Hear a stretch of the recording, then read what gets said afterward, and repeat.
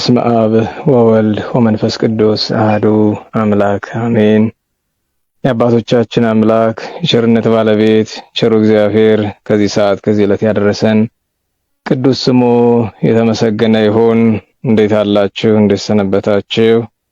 ቸሩ አምላካችን መድኃኒታችን እግዚአብሔር ኢየሱስ ክርስቶስ ለአምላክነት እንደሚገባ ቅዱስ ስሙ የተመሰገነ ይሁን። እንዴት ናችሁ ወንድሞቻችን እህቶቻችን? እግዚአብሔር ይመስገን በቸርነቱ እግዚአብሔር ይመስገን። እንግዲህ ከረጅም ጊዜ በኋላ በዚሁ በቀጥታው ስርጭት ተመልሰን መተናል።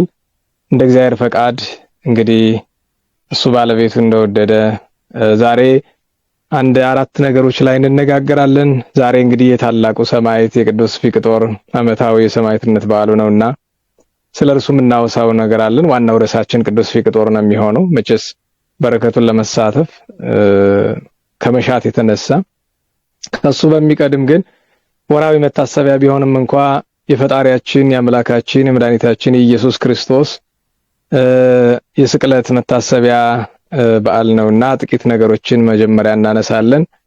ከዚያ ደግሞ ዛሬ ያከበርናቸው ወደ ሌሎች ቅዱሳት አንስት በተለይ ብዙ ወደ 4 ያክል ቅዱሳት አንስት እናቶቻችን ዓመታዊ በዓላቸው ነውና እነሱንም እናወሳለን። በመጨረሻው ዛሬ ሚያዝያ 27 ቀን እግዚአብሔር ፈቅዶ በእግዚአብሔር ቸርነት ሀገራችንና ሃይማኖታችን ከፍተኛውን ድል ያገኙበት መታሰቢያ ነው። ምናልባት ታሪክ ለምታውቁ ሰዎች ይሄ ብዙም ከባድ ነገር አይመስለኝም። ሚያዝያ 27 በ1933 ዓመተ ምህረት እንግዲህ ዛሬ 84 ዓመት ንጉሠ ነገሥቱ አፄ ኃይለ ሥላሴ ወደ አዲስ አበባ ገብተው የኢትዮጵያን ሰንደቅ ዓላማ የሰቀሉበት ቀን ነውና መጨረሻ ላይ ጥቂት ሰዓት ካገኘን ስለሱም ለማነሳት እንሞክራለን። እንግዲህ እኔ የቀጥታ ስርጭት በወትሮ በፌስቡክ ነበረ ድሮ ስናደርግ ነበር። ያው የምታውቁት እዛ ሪፖርት አድራጊው በዛ የኛም ቤት ሰው ጠላት ነኝ የሚለውም ሪፖርት ያደርጋል። ምንም ነገረ ቅዱሳን እንኳን ሲነገር የሚበሳጭ ብዙ ሰው አለ መሰለኝና ለሁሉም በዚያ ምክንያት እንግዲህ እዚሁ ቴሌግራም ላይ ነው ይህንን ትምህርት የምንማረው። እግዚአብሔር ከፈቀደና ቪዲዮ ሪከርድ ተደርጎ ከተገኘ ሌላ ቦታ ላይ ለሚማሩ በፌስቡክም በምንም ለሚማሩ ሰዎችም ሊደርሳቸው ይችላል።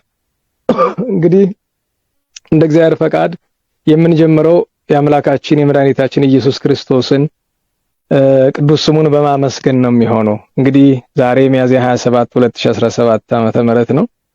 ቸሩ መድኃኔዓለም ፈጣሪያችን አምላካችን ስለኛ ሲል እኛን ለማዳን ከሰማያት ወርዶ ከመቤታችን ከቅድስት ድንግል ማርያም በሕቱም ድንግልና ተጸንሶ በሕቱም ድንግልና ተወልዶ ተሰዶ አድጎ ተጠምቆ አስተምሮ ታምራት ሰርቶ ጊዜው ሲደርስ እንደዚህ ባለው ቀን ጥንት ከብዙ ዘመናት በፊት መድኃኒታችን ለእርሱ የማይገባ ለኛ ሲል ግን ባደረገው ሕማም መከራ ሞትን የተቀበለበት ቀን ነውና ሁልጊዜ በየጉባኤው ለምትማሩ ወንድሞቻችን ማስታወሳችሁ ነገር እዚህም ድጋሚ ለማስታወስ እወዳለሁኝ።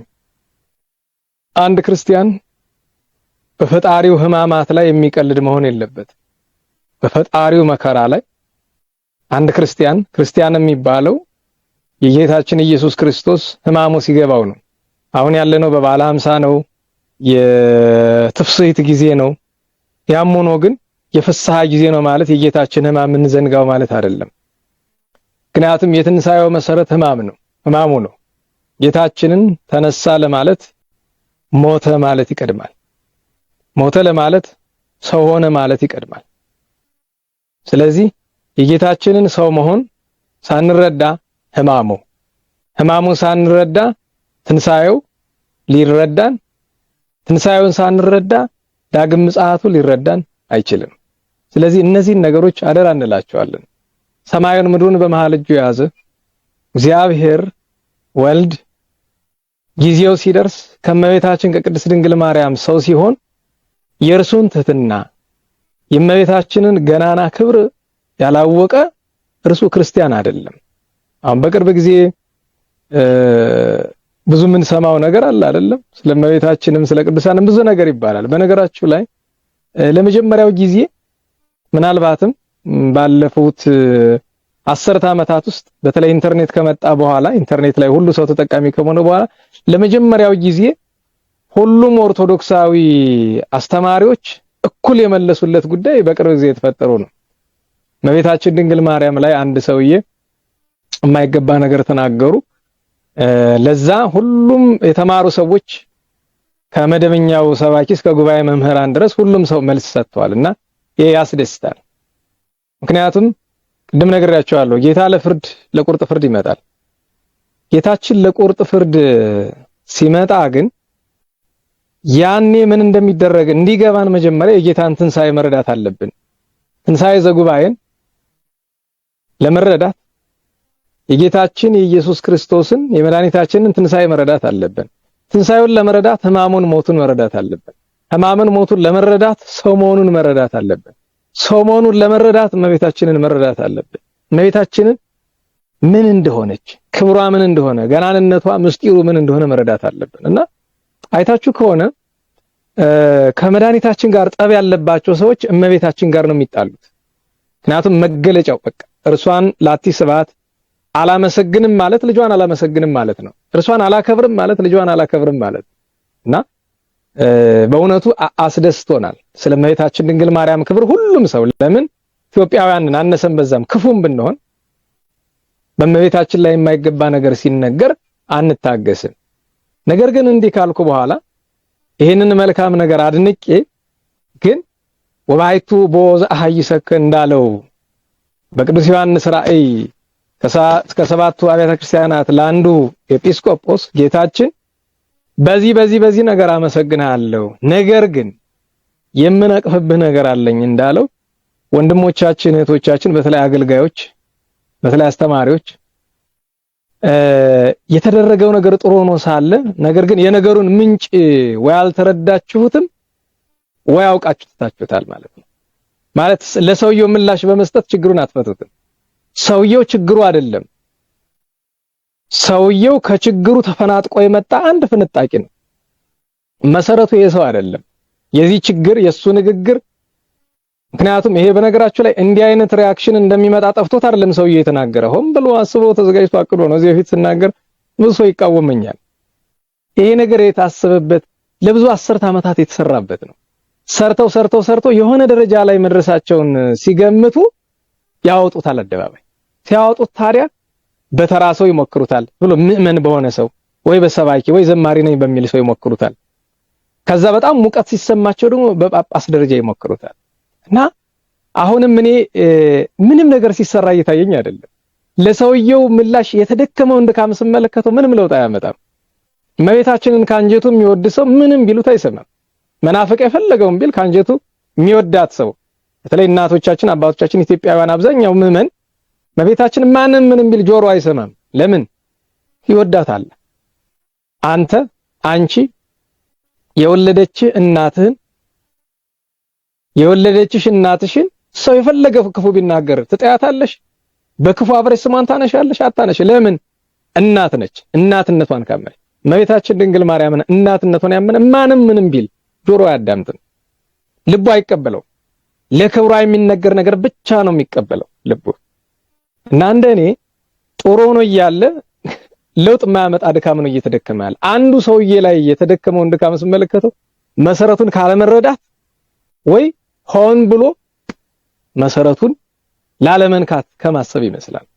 ስለዚህ አሁን የሰውየው ላይ የሚወርደውን ነገር አናቁመውና አሁን እንዲያደረገ አሁን ደግሞ ትናንት ነው ዛሬ የሲኖዶስን እንትን ጥሶ ወደ ስንሆነ ስፍራ ሄደምና ይውላችሁ።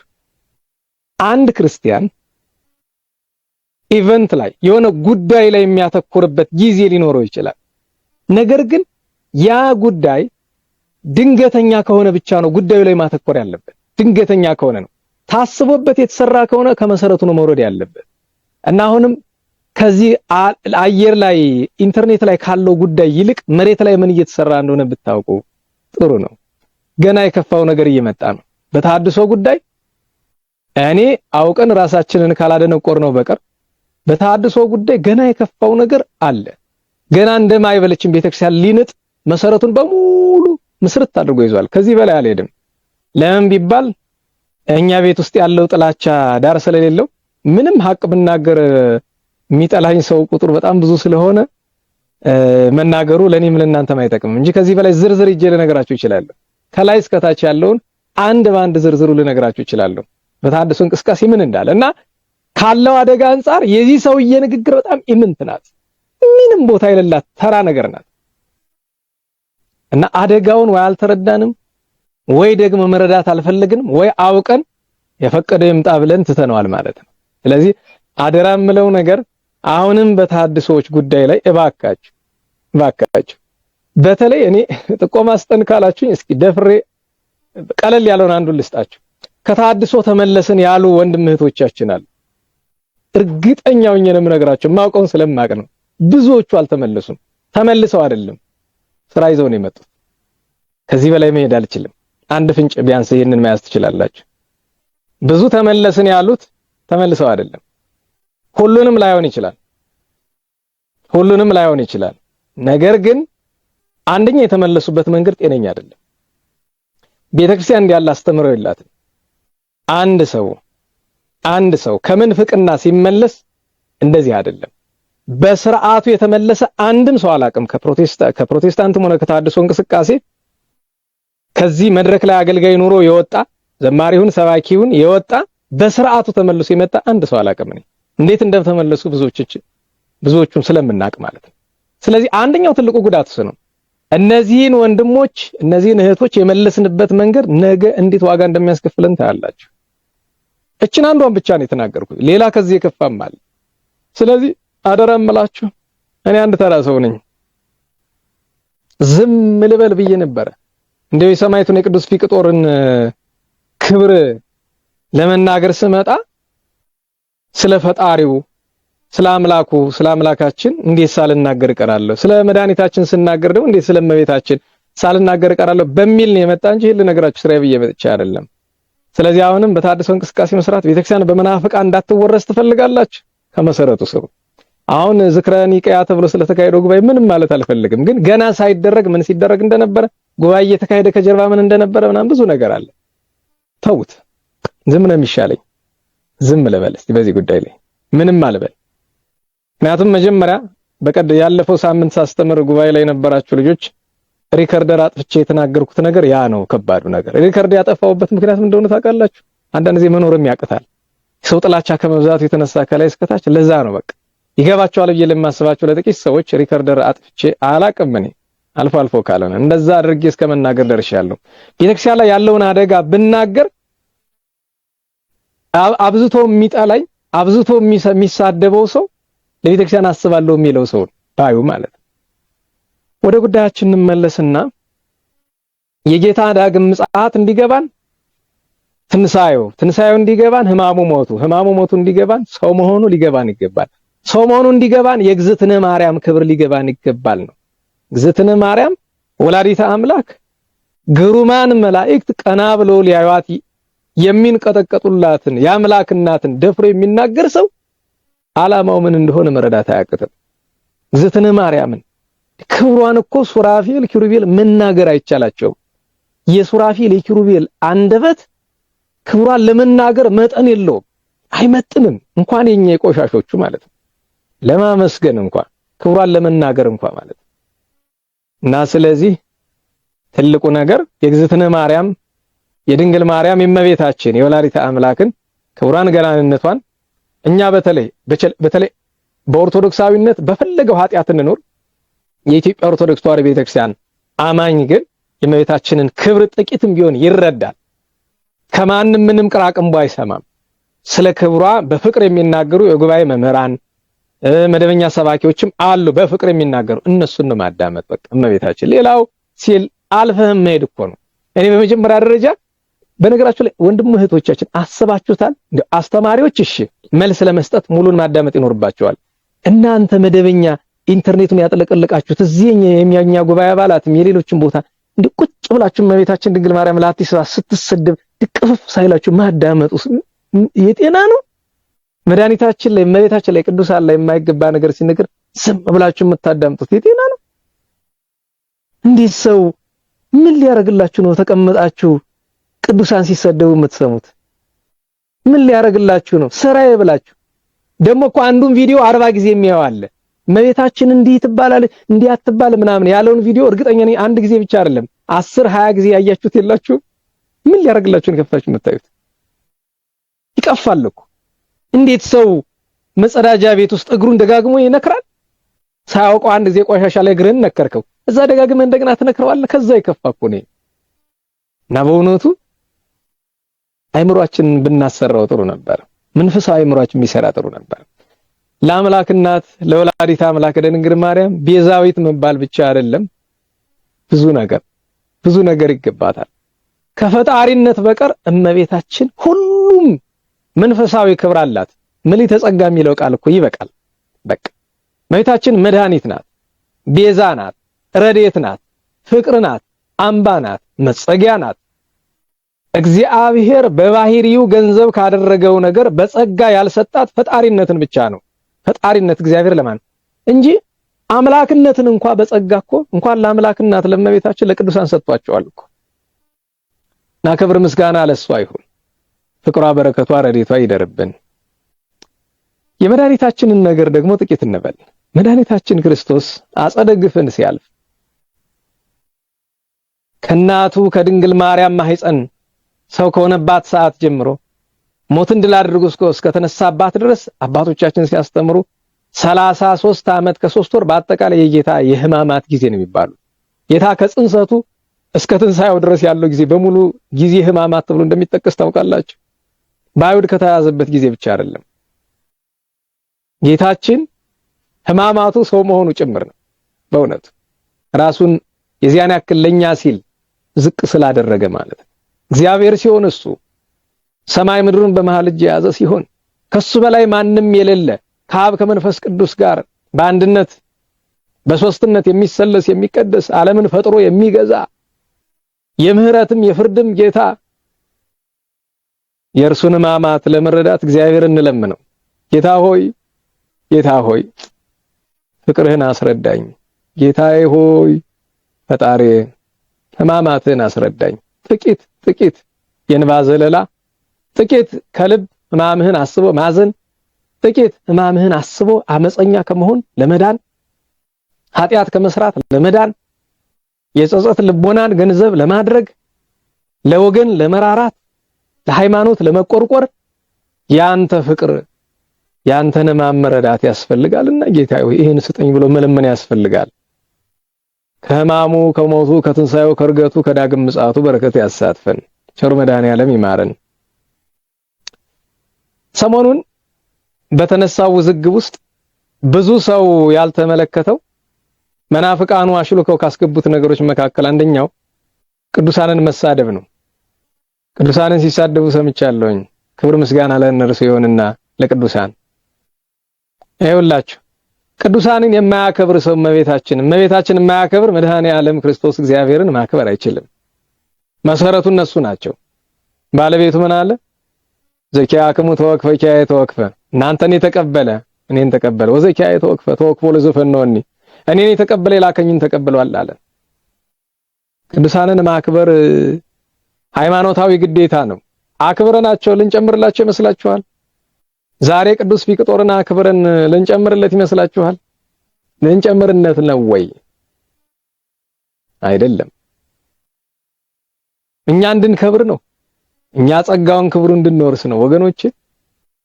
ስለኛ ክብር ነው እንጂ ቅዱሳንን አከበርናቸው አላከበርናቸው ምን እንጨምርላቸዋለን? ምንስ እንቀንስባቸዋለን? ምንም። ስለዚህ ቅዱሳንን ማክበር እንማር እስቲ ወገኖቼ። ኢትዮጵያውያን በጣም የምንታወቀው ከዓለም ለየት ያለ ለምሳሌ ቅዱሳንን በማክበር ደረጃ በእምነት ውስጥ ለምሳሌ በክርስትና ውስጥ በእምነት የማይመስሉን እንኳን ትንሽ ካቶሊኮችም ምስራቆችም ጎበዞች ናቸው። በዚህ ግብጾችም እንደዛ ጎበዞች ናቸው። እንደ ኢትዮጵያ ኦርቶዶክስ ተዋሕዶ ቤተክርስቲያን ግን ቅዱሳንን አክባሪ ሕዝብ በታሪክ አለ ብዬ ለመናገር እቸገራለሁ። ዛሬ ግን እኔ እንጃ ዛሬ ገድላትን የሚነቅፉ ሰዎች ብዙ ሆነዋል።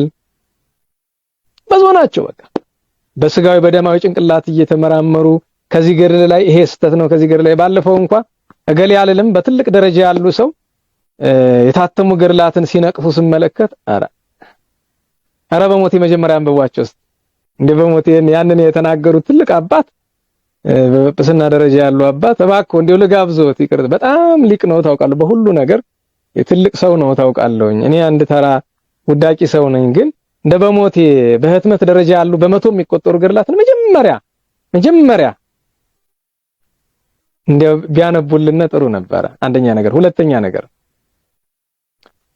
በቤተክርስቲያናችን ገድላት ድርሳናት ተአምራት እና መንፈሳዊ መጻሕፍት በየሰው እጅ የሚታተሙበት ምክንያቱ ምንድነው የማን ጥፋት ነው የህዝቡ ጥፋት ነው ማዕከል ያሰራራልን እንዴ በእውነት ተአምረ ማርያምን ያክል መጽሐፍ እንኳን ማንንም ያሳትመው ግለሰብ አይደል በነገራችሁ ላይ የትንሳኤ ቀን ተአምረ ማርያም ከተነበበ በኋላ ከዚያው ከአገልግሎቱ ተአምረ ማርያምን ይዤ ገባሁኝ እና የእመቤታችን ተአምር ሳነብቆች ስገለብጠው ከጀርባ ፎቶ አለው የሰው ፎቶ እና ሳየው ያሳታሚው ነው ገብረስላሴ ብርሃኑ ዘቤራ አክሱኑ ምናምን ይላል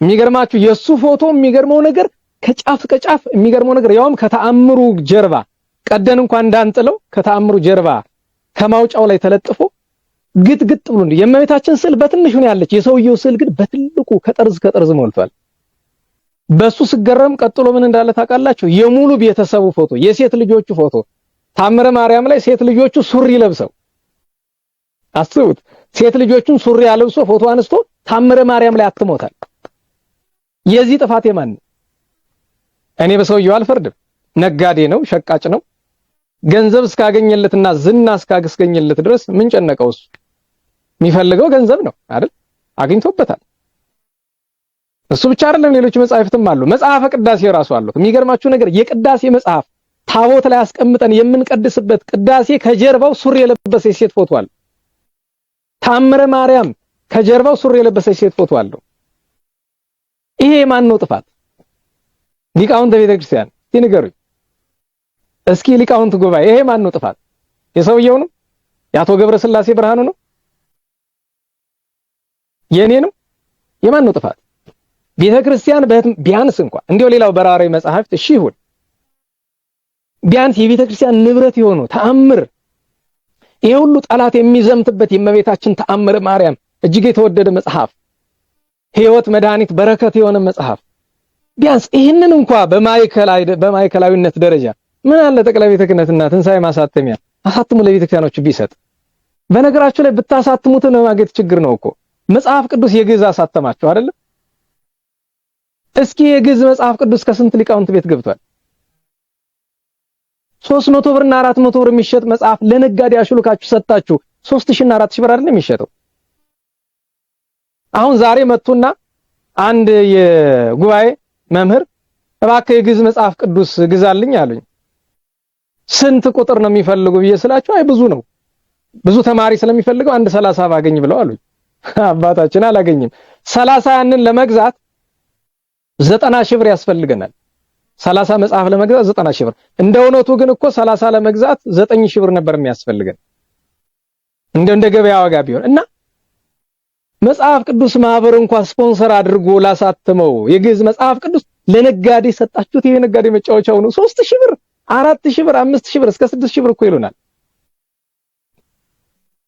ይሄንን መጽሐፍ ቅዱስ ላይ ታያችሁ ይችላል ለግዕዝ መጽሐፍ ቅዱስ የሚገርማችሁ ነገር ሱቅ እጄ ስጠይቅ 3,000 ብር አለኝ አልገዛም ብያልኩኝ እሺ 2,600 አለኝ ቆይቷል ከአመት ነው ምናምን በፊት አልገዛም አልኩት ለምንድን ነው ብሎ ሲለኝ አይ እኔ የአረመኔ ነጋዴ ተባባሪ አልሆንም በትርጓሜ ሁሉም ስላሉኝ ከትርጓሜው አነባለሁ ይቅርብኝ አንድ ሰው ከነጋዴዎቹ አንዱ አየኝና አይ ይቅርብኝ እንደውም በነፃ ልስጥህ እኔ አለኝ እኔ በልክሰርና በነፃ ልስጥህ ብሎ አለኝ በነገራችሁ ላይ በነፃ ነው ያመጣሁት አልከፈልኩም እኔ ክፉ ነጋዴ ተባባሪ አልሆንም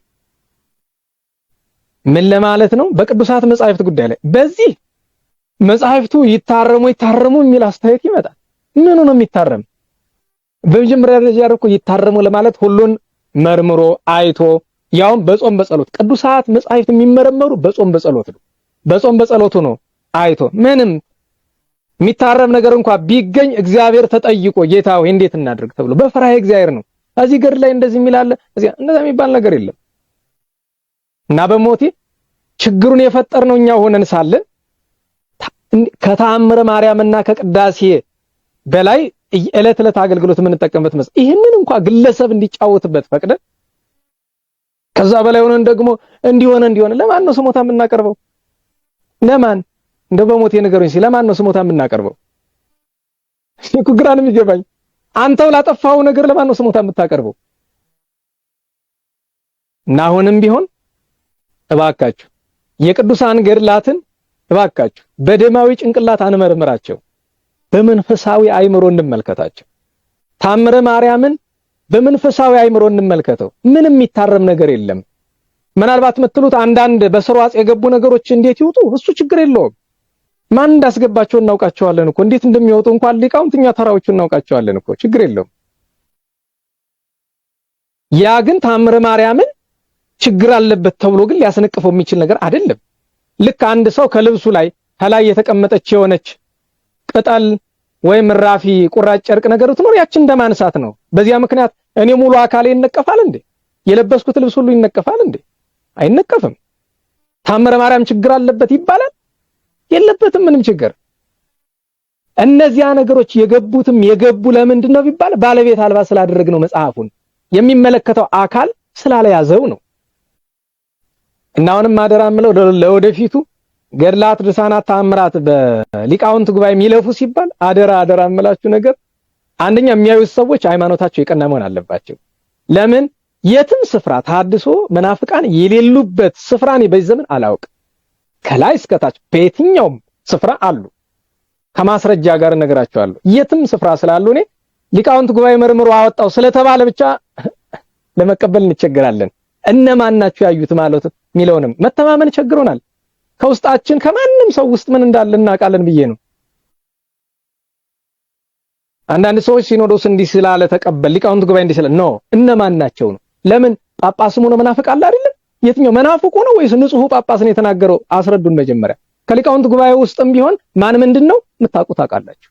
ሁሉ ነው ባልልም እንኳን ብዙ ስጋት አለብን። አደባባይ ወጥተን እንነጋገረው ከተባለ ምን እንነጋገረው ብዙ ነገር አለ።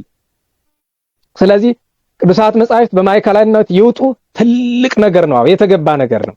ግን እዛ ውስጥ ማዕከላዊነቱ ግን የሚሰሩት ሃይማኖታቸው የቀና በጉባኤ ቤት የዋሉ ንጽህና ያላቸው፣ ንጽህና ሲባል ድንግልና ብቻ አይደለም፣ በጋብቻም ሆኖ ንጽህና ያላቸው፣ ከሙሰኝነት ከዘረኝነት የጸዱ ሊቅነት የተሰጣቸው መሆን አለባቸው እንጂ አላፊ አግዳሚ መሆን የለበትም፣ ማንም መሆን የለበትም። እና በቅዱሳን ገድላት ላይም ይህንን ለማለት ያክል ነው።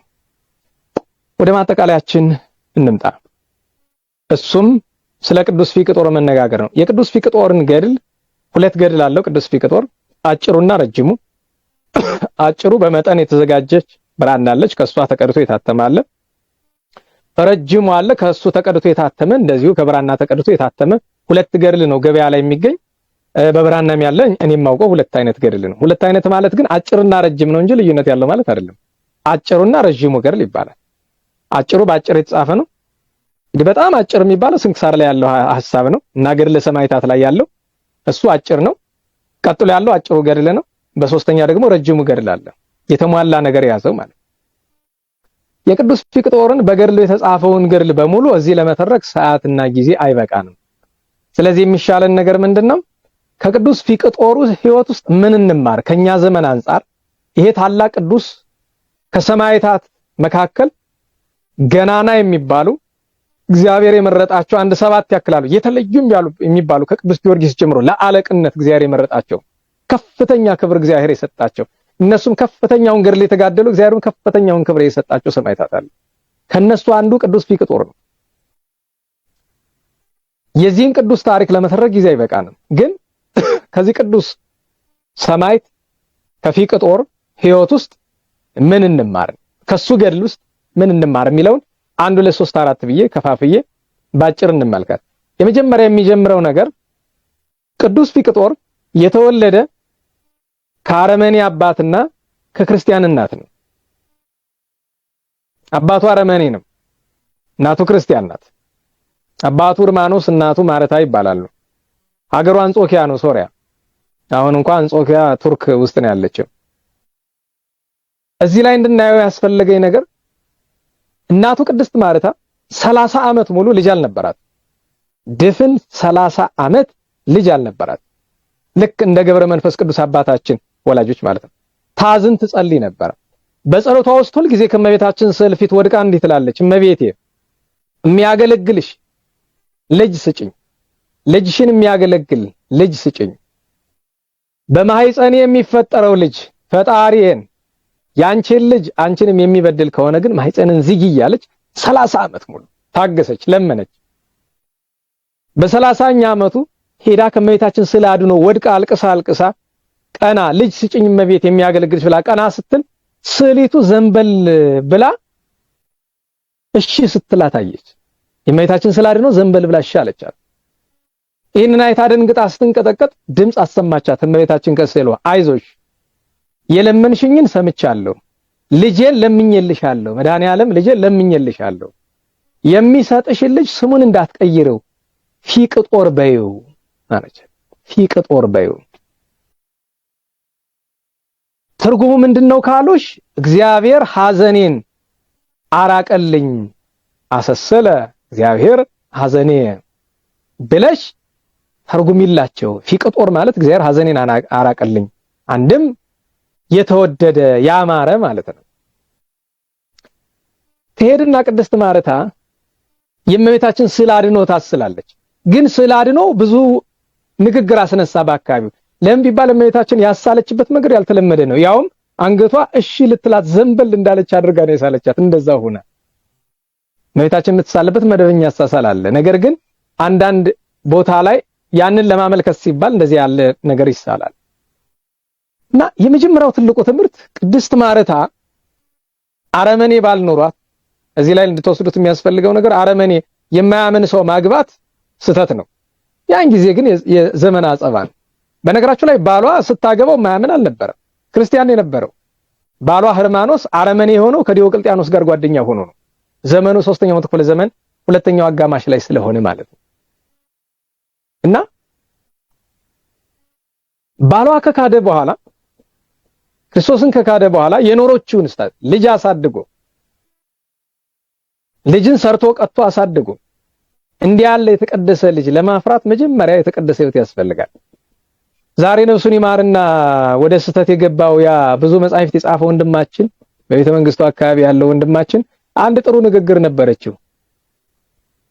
አሁን ያለውን አስቸጋሪ ትውልድ የፈጠርነው እኛውንን ከሰማይ አልዘነበም ከምድር አልፈለቀም ሲል ሰምቼዋለሁ ድሮ አንድ ቀን። እውነቱን ነው፣ ይሄ እውነቱን ነው። እና ወገኖቼ የተቀደሰ ልጆች እንዲኖራችሁ ትፈልጋላችሁ? እናንተ የተቀደሳችሁን መጀመሪያ በመንፈስ ቅዱስ ሐሳብ የማይኖር ቤተሰብ መቼም የተባረከ ልጅ ሊወልድ አይችልም። ጌታ አስተናግሮ የለም መልካም ፍሬ ከመልካም ዛፍ ስለሆነ።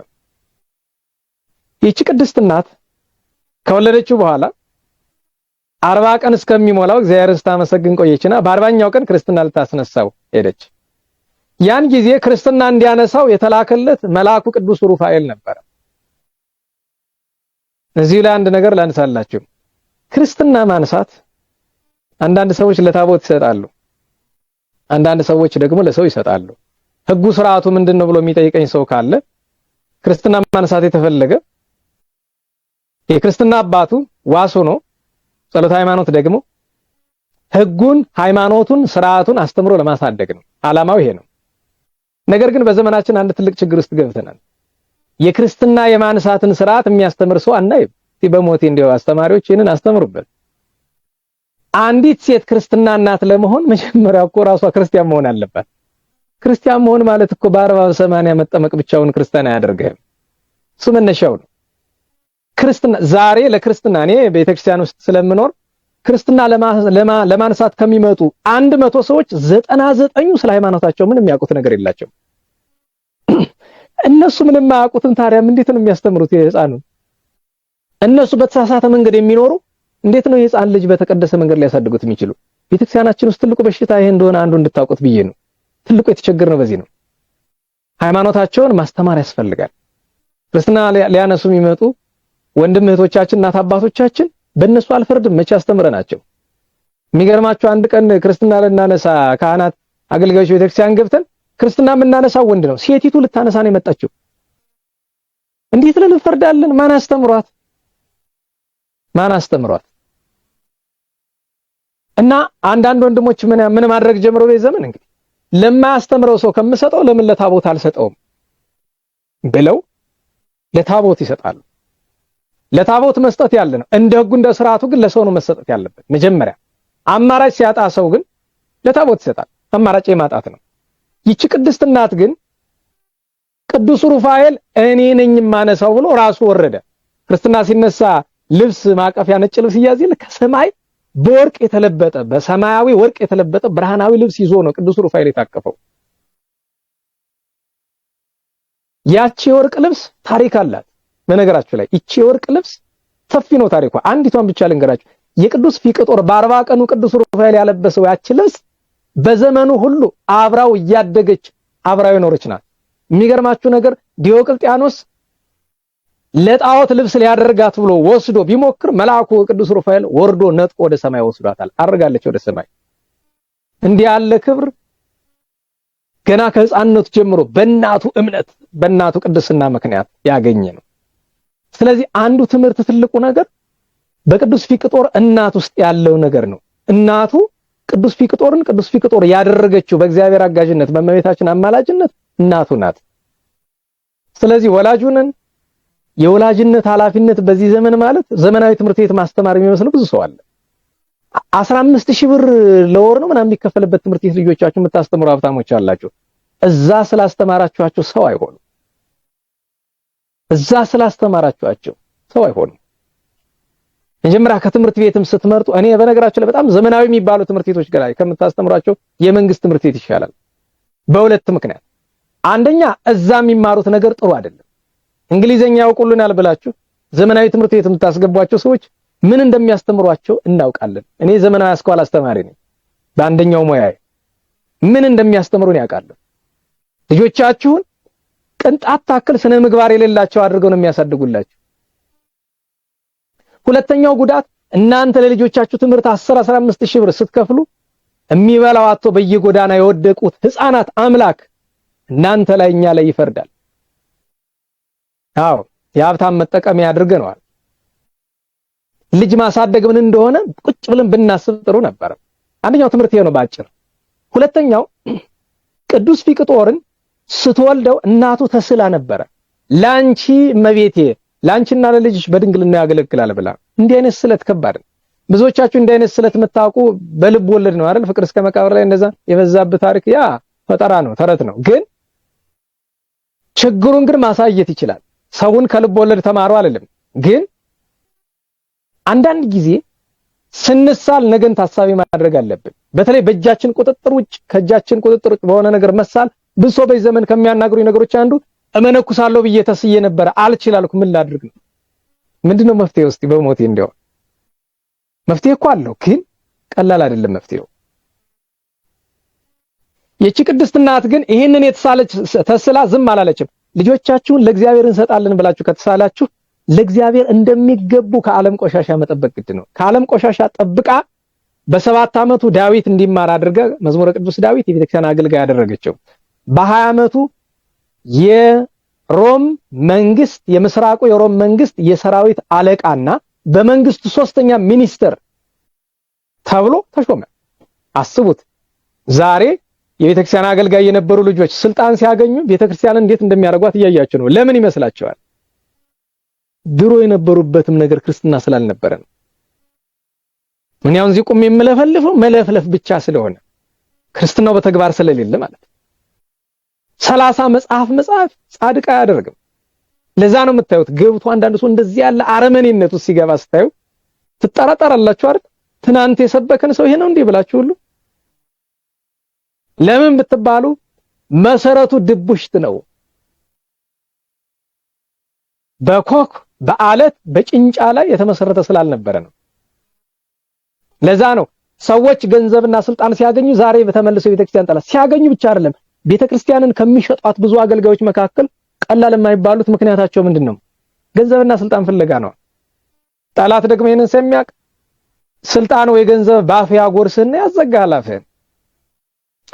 ቅዱስ ፊቅጦር አድጎ የሰራዊት አለቃ ሲሆን አብሮ ምን ጀመረ? ለየት ያለ ገድል ጀመረ።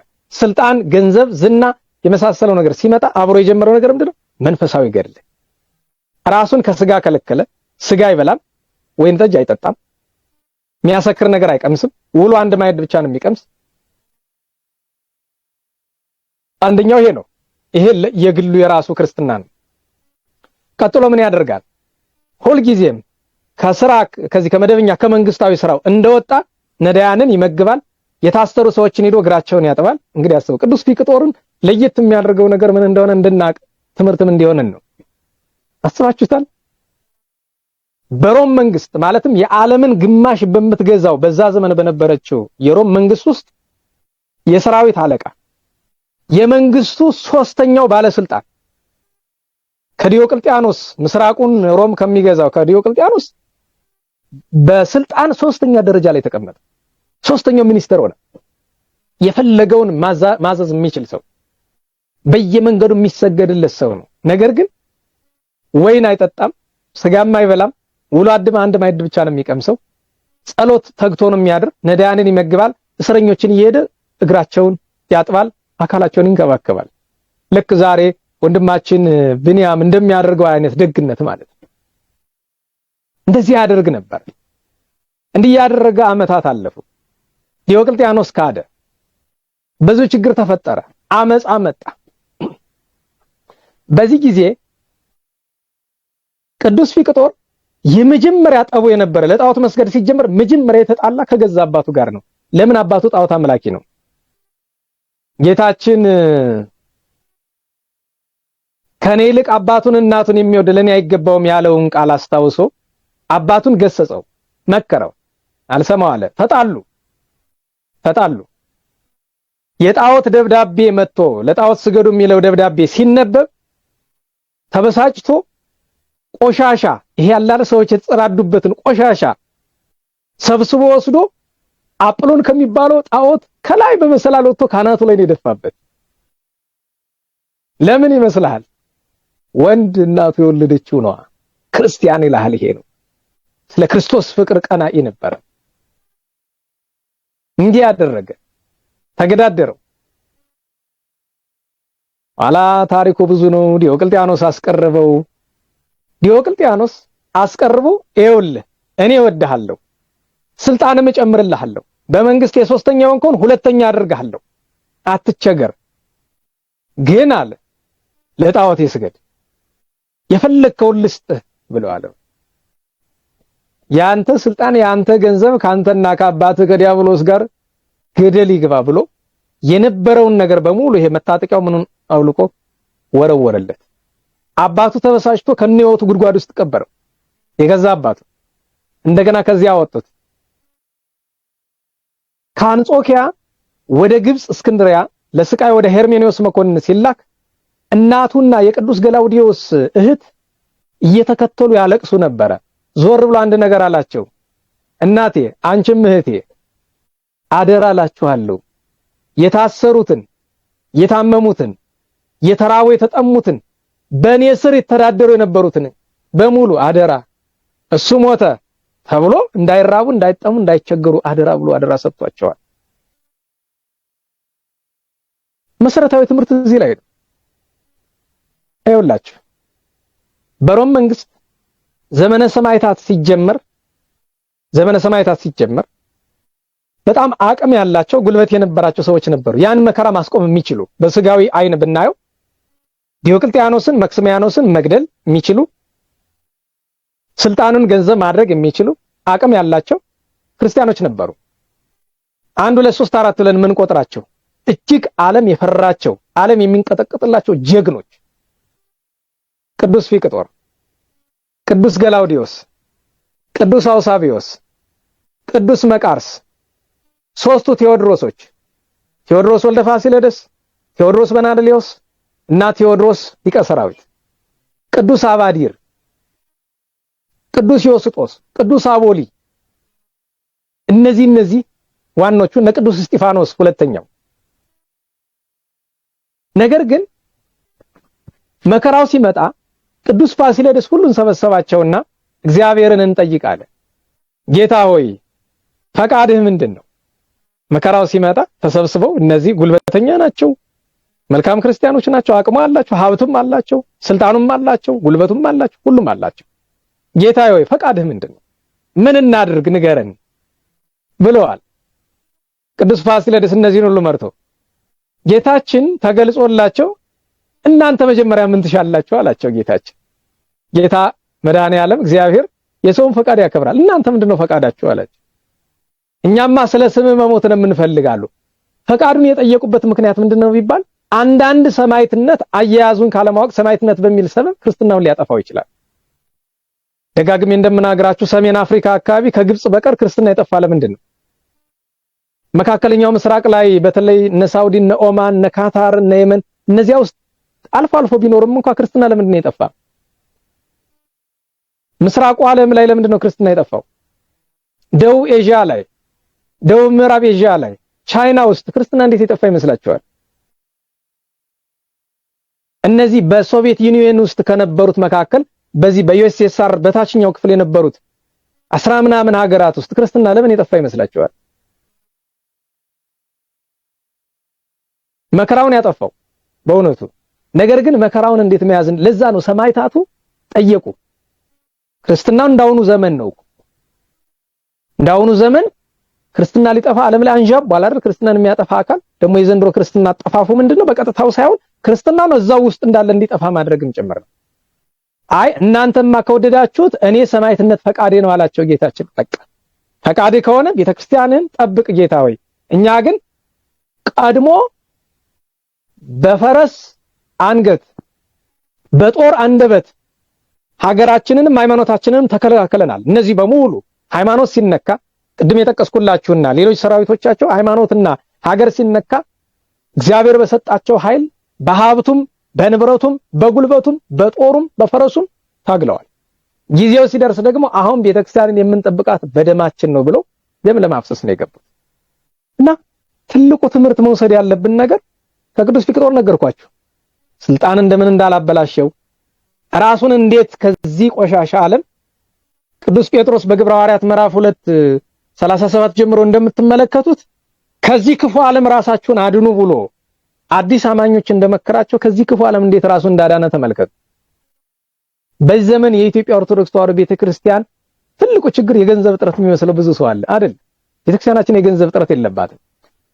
የሀገሪቱ ሀብት ቢሰላ ቁጥሩ ቀላል የማይባለው ከግማሽ በላይ ያለው የሆነው ሀብት የሚገኘው በክርስቲያን በኦርቶዶክሳውያን እጅ ነው። ትልቁ ችግር ግን ምንድነው?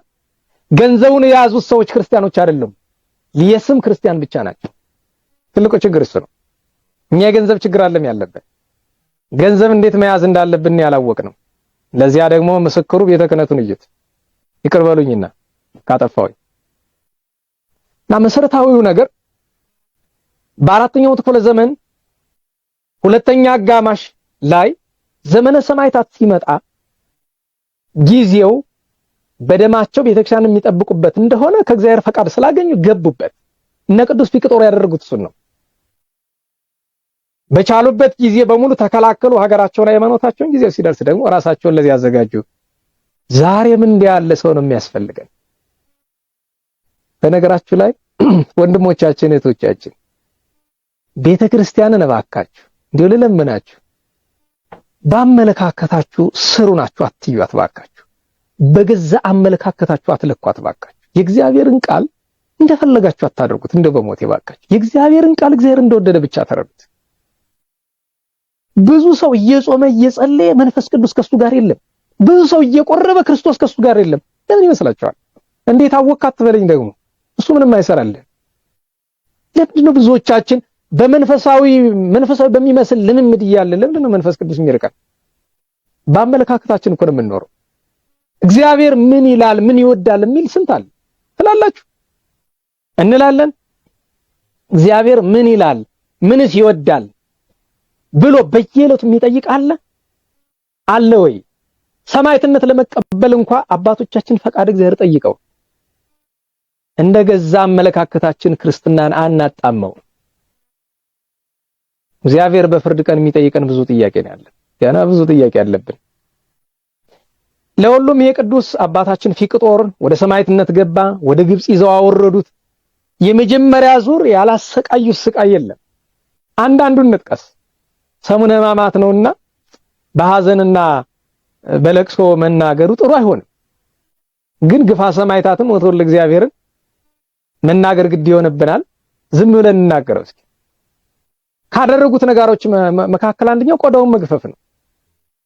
ቆዳ መግፈፍ ምን እንደሆነ ታውቃላችሁ? ስለ ክርስቶስ ፍቅር መከራ፣ ሕማም መታገስ ምን እንደሆነ ስንቶቻችን ይገባን ይሆን ወገኖች? ምንድነው ቆዳ መግፈፍ? ሕዋሳት መቆራረጥ። ይሄ ጣት ሲቆረጥ ህመሙን ታውቁታላችሁ? ይሄ ጅማት ቆዳ እየተቀደደ ጅማት እየተሳበ ሲወጣ ህመሙ እንረዳዋለን፣ ይገባናል። ስለ ክርስቶስ ፍቅር ቅዱስ ፊቅጦር ምን እንደታገሰ እንዲገባን ነው። የነ ቅዱስ ጊዮርጊስ፣ የነ ቅዱስ መርቆሬዎስ፣ የነ ቅዱስ ፋሲለደስ፣ የነ ቅዱስ ገላውዲዮስ ዛሬ የምናከብረው የነ ቅዱስ ፊቅጦር ትግስታቸው፣ ፍቅራቸው እንዲገባን ቅዱሳንን ለማክበር ገድላቸው ላይ አስተያየት ለመስጠት ከመድፈር በፊት ቅዱሳንን እንረዳቸው። መጀመሪያ ለክርስቶስ ብሎ የተሸከሙትን ያን አድርገውታል።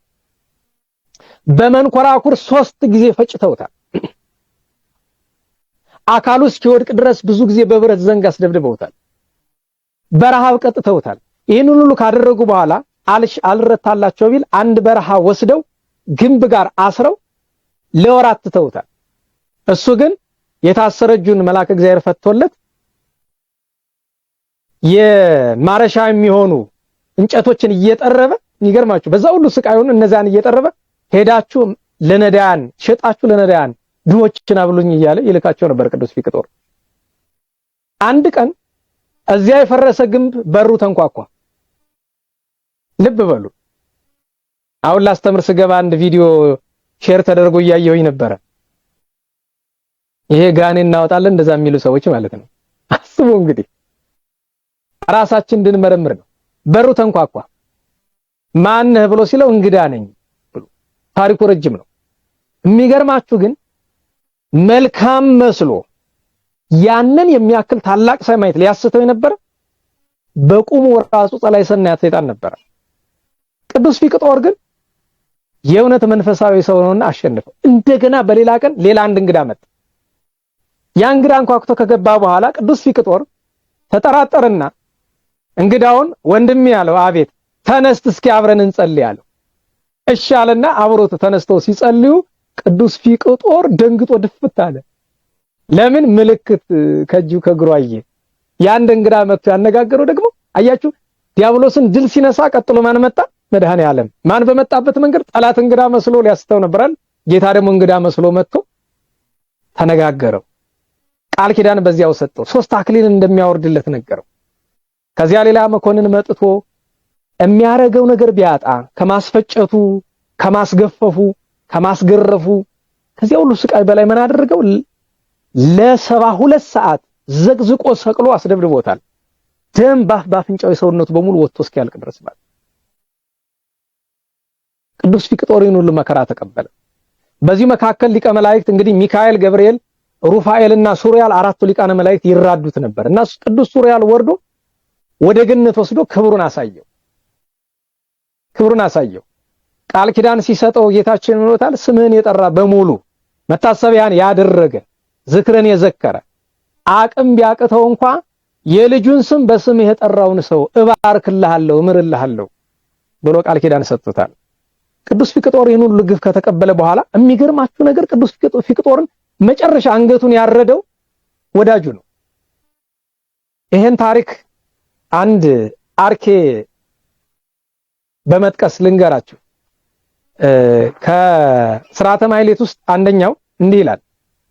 ዘቴዎድሮስ ቅንዋተ የአንጾኪያ ሰማዕታትን ክብር ተናግሮ ልመና የሚያቀርብ ነው። ዘቴዎድሮስ ቅንዋተ በ153 ችንካር የተቸነከረ የቴዎድሮስን ችንካር አስብ። ወዘገላውዲዮስ ርግዘተ በጥቁር ጦር ጎኑን የተወጋ ገላውዲዮስንም አስብ። ዘፊቅጦር ወዘፋሲለደስ ከመ እንተ ፈረስ ተለጉሞተ። ይሄንን ነው እንግዲህ ቅዱስ ፊቅጦርና ፋሲለደስን ከአንጾኪያ ግብጽ ሲያወርዷቸው እንደ ፈረስ አፋቸውን ለጉመው ነበር። ለእግዚአብሔር ፍቅር ተለጉመዋል። የሚገርማችሁ አፉን ለጉሞ ይዞት የወረደው ሰው ወዳጁ ነው። ነገር ግን ወዶ አይደለም። ክርስቲያን ነው በልቡ። የሚገርማችሁ በወቅቱ አባ ኖባ ወይም ኖዳና ሶሲማ የሚባሉ የቅዱስ ፊቅጦር ወዳጆች ነበሩ። አባቱ ርማኖስ ዲዮቅልጥያኖስ ዘንድ ገባና ፊቅጦርን ማሳመን ከፈለክ አባ ኖባና አባ ሶሲማን ጥራቸው፣ እነሱን ይሰማቸዋል፣ እንደ ነፍስ አባቱ ናቸው አለው። እነሱን ሲያስፈልጋቸው ጠፉ። ለምን? ለጊዜው መከራ የሚሸከሙበት ትከሻ የላቸው። ደግሞ ለኃጢአተኛ ለክፉ ለአረመኔ ንጉስ መታዘዝ አልፈልጉም። ወደ ህንድ ነው ጠፍተው ሄደው በብትውና ይኖሩ። እግዚአብሔርን ለምነው ቅዱስ ፊቅጦር በሚሰዋበት ቀን የልብ ጭካና ሰጥቷቸው መጥተው አብረው ተሰውተዋል። ይሄኛው አንደኛው ጓደኛው ግን ሐሪዮን የሚባለው አንደኛው ጓደኛው ግን ለጉሞ ይዞት ወረደ። ለምን ቢባል ቅዱስ ፊቅጦር ነው፣ ግድ የለም እሺ በለኝ አድርገው ይለዋል። አብሮት በመከራ ሁሉ ነበር። መጨረሻ ላይ ሊታረድ ሲል ገዳይ ተብሎ የተመረጠ ይሄ ወዳጁ ነው፣ የቅዱስ ፊቅጦር ገዳይ ተብሎ የተመረጠ። አለቀሰ፣ ከፊቱም በርኩ፣ እኔ አልገልህም፣ እኔን ይግደሉኝ እንጂ አንተን አልገልህም አለው።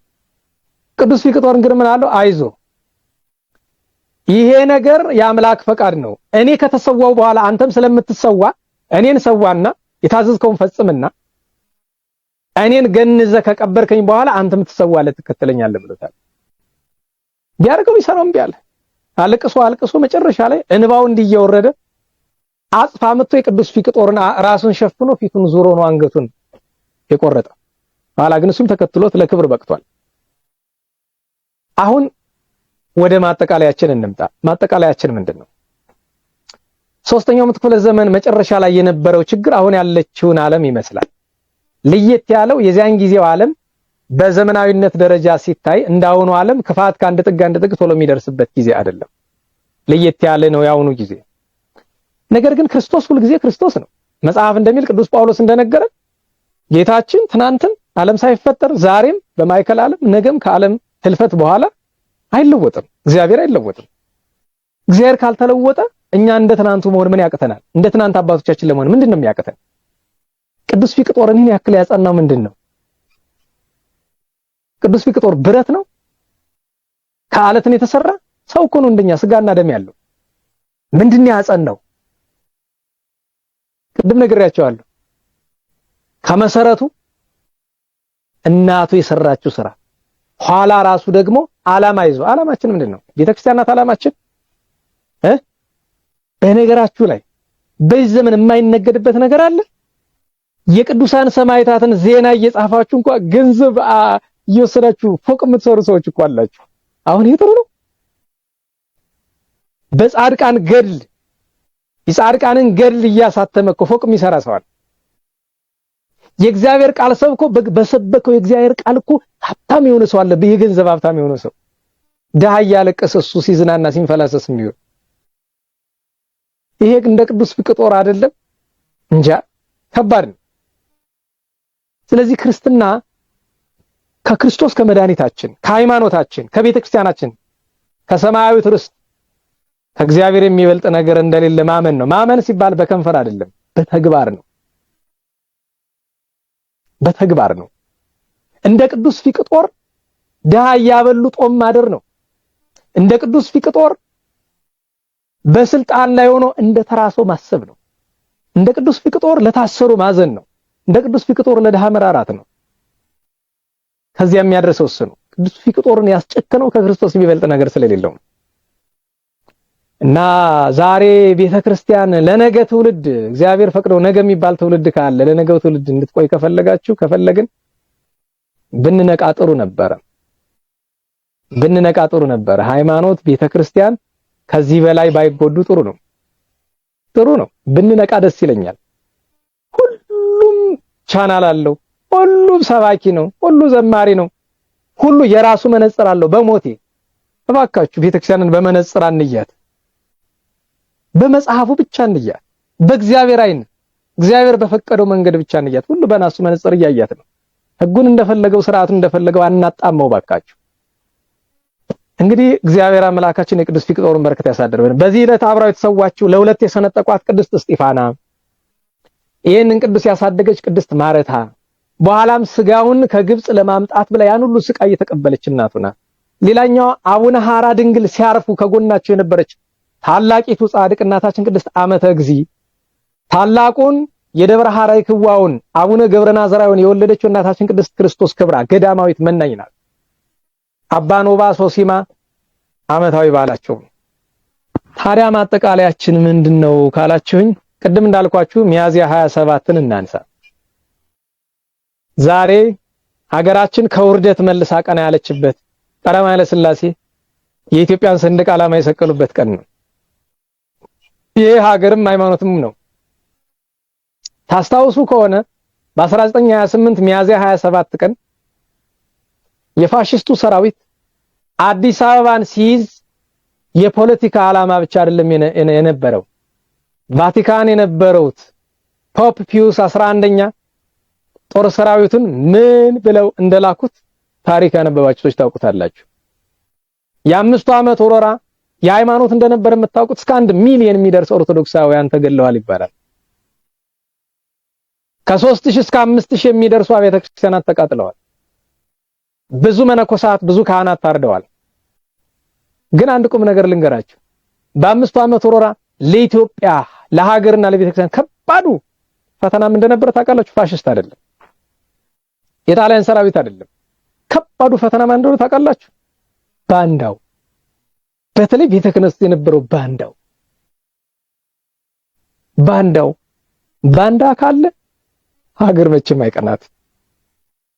ባንዳ መኖር አይደለም ችግሩ፣ ባንዳ እንዳለ እያወቀ ለመኖር ሲል ተለጣፊ ባንዳ የሚሆን ደግሞ ግድ ይልሻል። ባንዳውን እያየ ቤተክርስቲያን ውስጥም ሀገር ውስጥም ባንዳውን እያየ ምንም ችግር የለውም ብለህ ካልክ አንተም ተለጣፊው ባንዳ።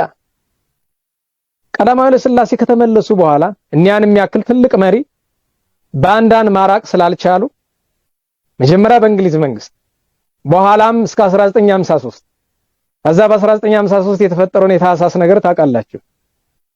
ያ ሁሉ ነገር እኛን ታላቅ ንጉሠ ነገሥት ገዝግዞ አልገባቸውም እንጂ መጀመሪያ 1928 ላይ ያን ፈተና ያመጣውን ነገር ንጉሱ የተረዱት አልመሰለኝም። ከይቅርታ ጋር እሳቸውን የምናገርበት ምንም አቅም የለኝም። በጣም ታላቅ ሰው ናቸው። ግን ለኛ ትምህርት እንዲሆን ነው እንጂ እኔ እንደኔ ባለ ተራ ሰው አፍ ተከፍቶ የሚጠሩ ሰው አይደሉም። ቀዳማዊ ኃይለ ሥላሴ ግርማዊ ቀዳማዊ ኃይለ ሥላሴ እንደኔ ባለ ተራ ሰው። ግን እኔ ማዳላት አልወድም። በጣም አክባሪያቸው ስለሆንኩኝ ልተው አልችልም። የ1928 ችግር የመጣ በእሳቸው ክፍተት ነው። አሁን የታሪክ ጊዜያችን ስላልሆነ ዝርዝር ውስጥ አንገባም። ግን ከ5 ዓመት በኋላ ተመልሰው ሲመጡ ሌላ ችግር ጨመሩበት እንጂ የተማሩበት አልመሰለኝም። ኢትዮጵያን ዛሬ ወደምናውቀው መከራ እንድትገባ ቀዳዳው የተከፈተው የዛን ጊዜ ነው። ወደማትመለስበት ነገር ሊቀ ሊቃውንት አለቃ እያሉ የታመሩ በኋላም ቢሆን እንኳን ነገራቸው ነበር።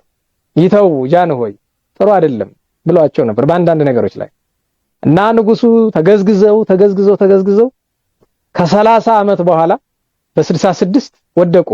እሳቸው ብቻ ሳይሆን አገሪቱንም ይዘዋት ሞቱ። አብረው እሳቸውም ተገደሉ፣ አገሪቱንም ገደሏት። አዝናለሁ እንዳልኳችሁ እንዲህ ያለ ትችት ባላቀርብ ጥሩ ነበር። እና ዛሬ የድል ቀን ነው። የአርበኞች አባቶቻችን ቀን ነው።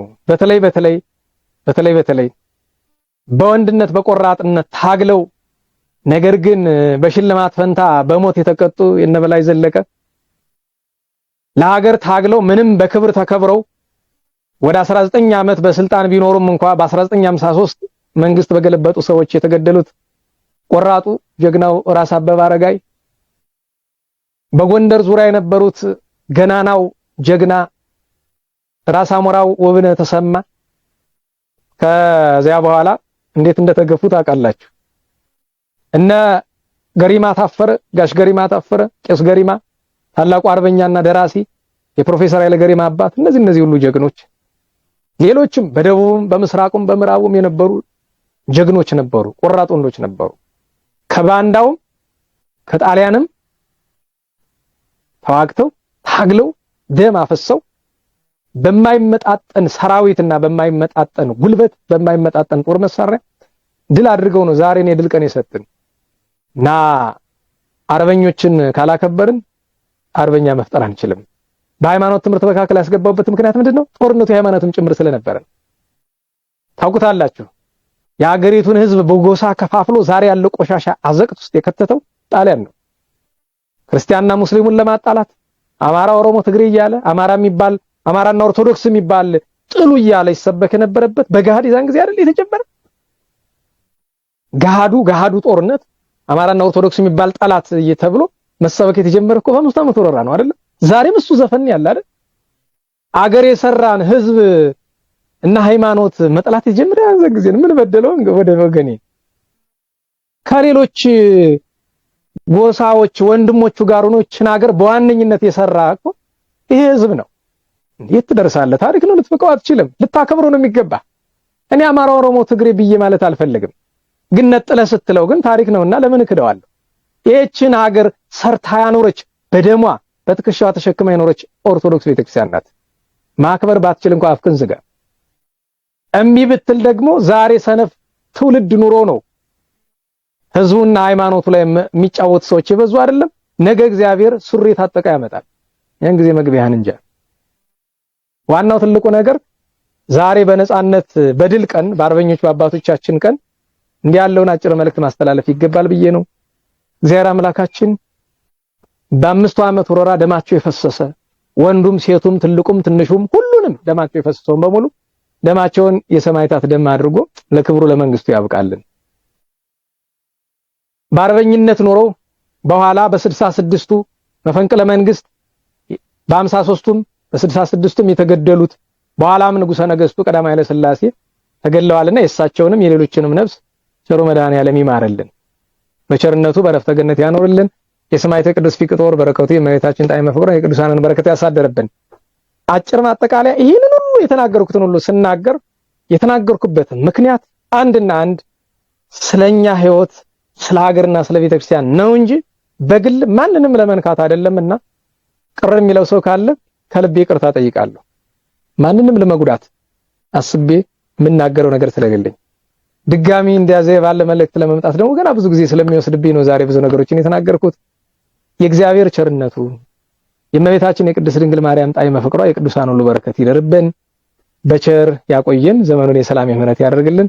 ስብሐት ለእግዚአብሔር ልዑል ወለወላዲቱ ድንግል ወለመስቀሉ ክቡር ጾሳይል አሜን።